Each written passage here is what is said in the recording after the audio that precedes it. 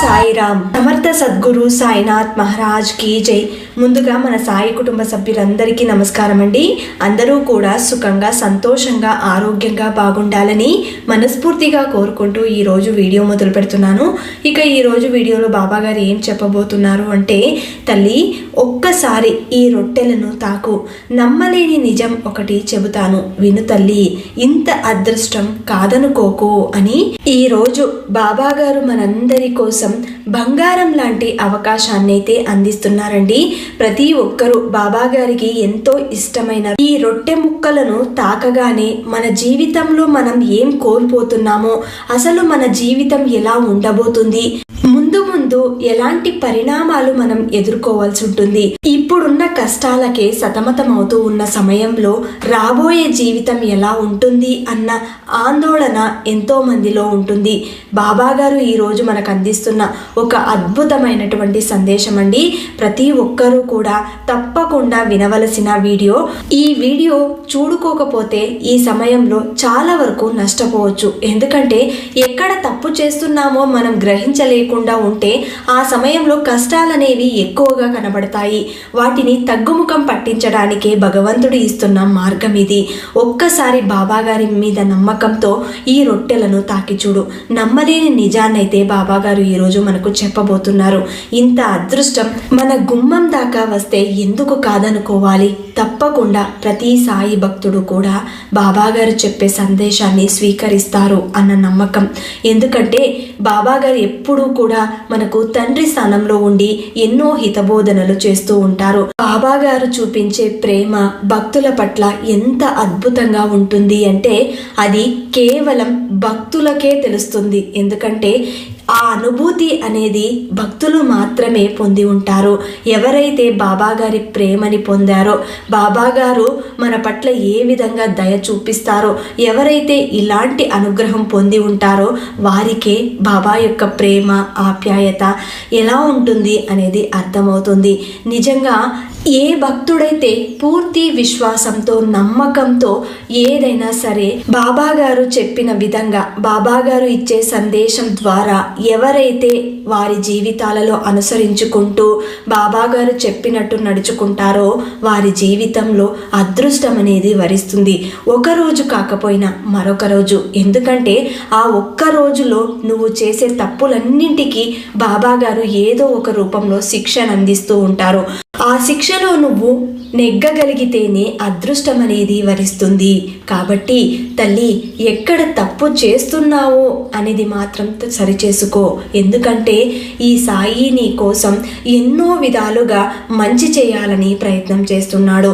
నీ చుట్టూనే తిరుగుతున్నాడు. ఎందుకంటే నువ్వు నా బిడ్డవి కాబట్టి, నన్నే నమ్ముకున్నావు కాబట్టి, నా కోసమే ప్రతి క్షణం నా నామంతో జపిస్తూ అనుక్షణం నన్నే స్మరిస్తున్నావు. దానికోసమే నీ కుటుంబం బాగుండాలని, నీ జీవితం బాగుండాలని, ఎలాంటి సమస్యలు ఉండకూడదు, ఇవన్నీ దూరం చెయ్యాలి అన్న ఆశతోటే నీకు ఈ ఉపాయాన్ని అందిస్తున్నాను. చక్కగా దీనిని అర్థం చేసుకొని నువ్వు ఎక్కడ తప్పు చేస్తున్నావో గ్రహించి ఆ తప్పుని నువ్వు సరిచేసుకోగలిగితే నీ అంత అదృష్టవంతురాలు ఇంకెవ్వరూ ఉండరు తల్లి.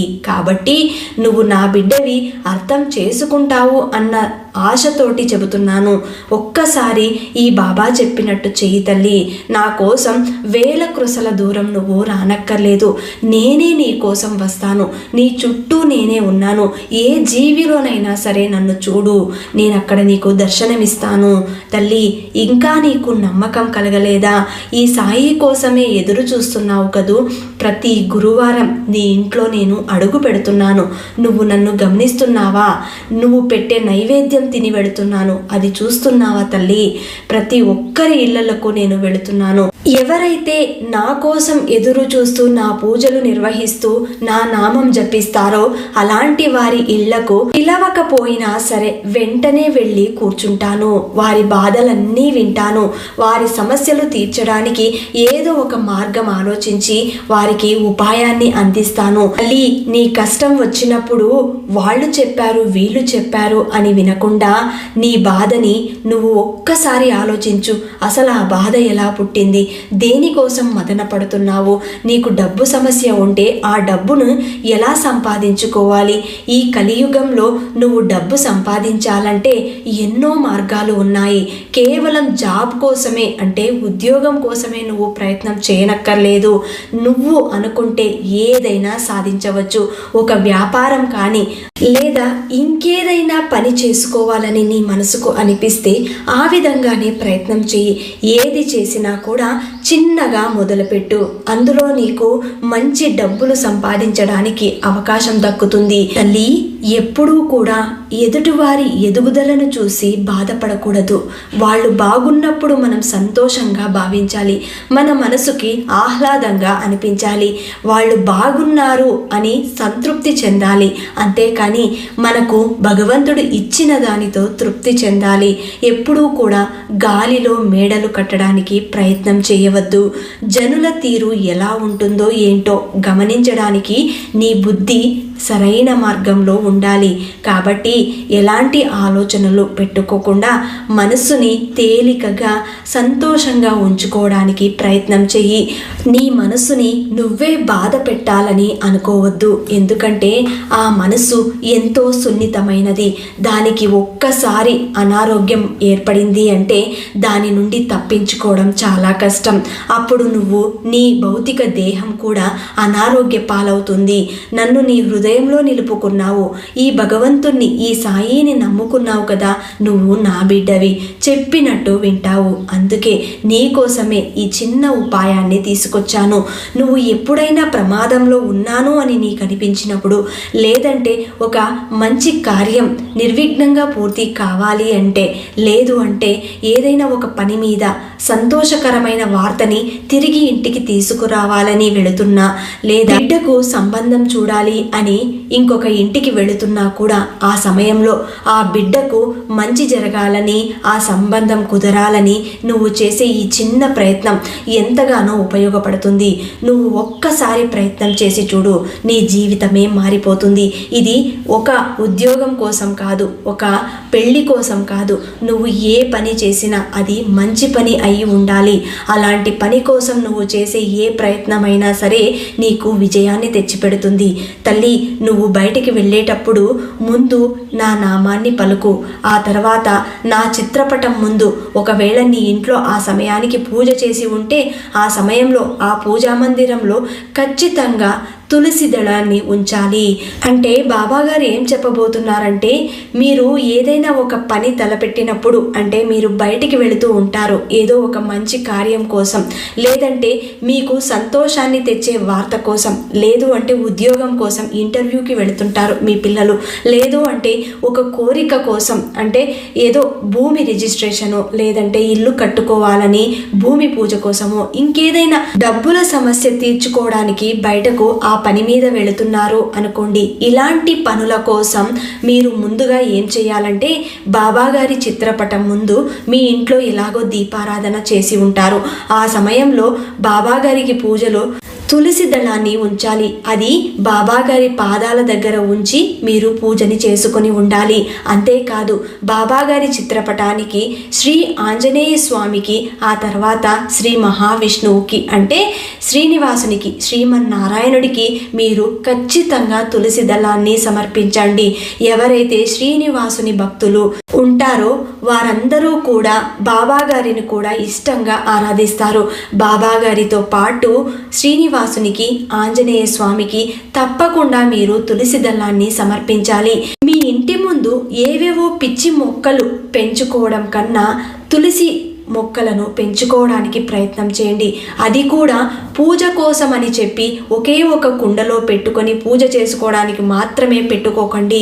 మీ ఇంటి దగ్గర ఎంత ప్లేస్ ఉంటుందో, అంటే ఆ ఆవరణంలో మీకు ఎన్ని పార్ట్స్ పెట్టగలుగుతారో అంత ప్లేస్లో మీరు తులసి మొక్కలను పెట్టడానికి ప్రయత్నం చేయండి. ఎందుకంటే ఉదయం లేవగానే మీకు మంచి శ్వాస తీసుకోవాలంటే, అంటే నెగిటివ్ అంతా మీ ఇంట్లో నుండి బయటికి పారద్రోలుతుంది.